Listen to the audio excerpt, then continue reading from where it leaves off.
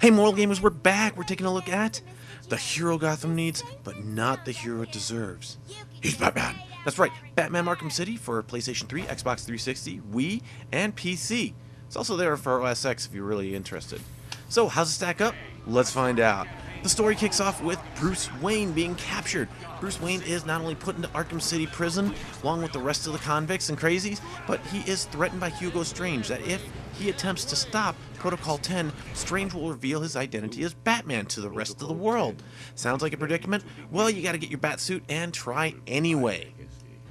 Apart from the Protocol 10 meta-narrative, you also have several subplots, such as Joker infects Batman with the deadly virus. This virus is also plaguing Joker. If Batman does not get a cure for both Joker and Batman, well, Joker has already sent his blood elsewhere so that this way other people can get infected. This leads you on a twist and turn which takes you through several different enemies that are most notable throughout Gotham City.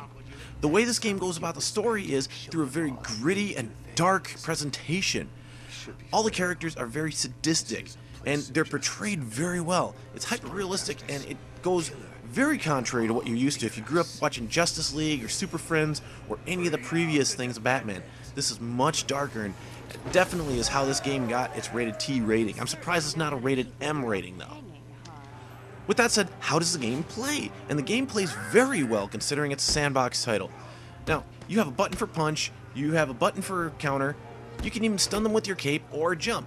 I mean, it's pretty simple in your movement, but then your gadgets, which you don't use during a fight by the way, are mapped to the shoulder buttons. So the game is very easy just to move around, get what you need to get done. The problem I have with the fighting though is that the fighting does get fairly repetitive. You do a lot of punch him, counter that, punch him again, counter that, get the guy that's down, and this makes the game just slightly drag on, especially on the harder skill levels when enemies can take a lot more damage than they can on the lower. If you're playing on hard, you're going to be beating on the same guy for about 2 to 5 minutes until you actually get him down and get a good stomp on him. But let's suppose you're not the brawler type, you're more like me and you love the stealth takedowns. This game offers that approach as well. If you're not Batman the Brawler, you can be Batman the Stealth and do all sorts of crazy stuff, sneaking up on enemies behind and ganking them when they least expect it. You can also do some inverted takedowns and other signature Batman moves. I mean, this game really takes and really gives you more freedom to play how you want to play within its sandbox environment. So the question is, if this game is worth your time, is it worth your money? Hands down, yes, I absolutely recommend this one. It's got a lot of accolades too, by the way, but what I love about it is that it's easy to play, easy to get into right off the bat. There's no fumbling. It is so intuitive, you can just pick it up, super low learning curve. Another thing I love about this game is that it stays true to the comics with keeping its own look and feel.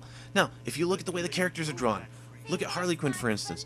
There's never going to be another Harley Quinn like that outside of the Arkham City. Everyone takes their own place, and yes, she's instantly recognizable as Harley, but yet she doesn't look like she doesn't belong in a Batman universe. In addition to that, take Solomon Grundy, another good example.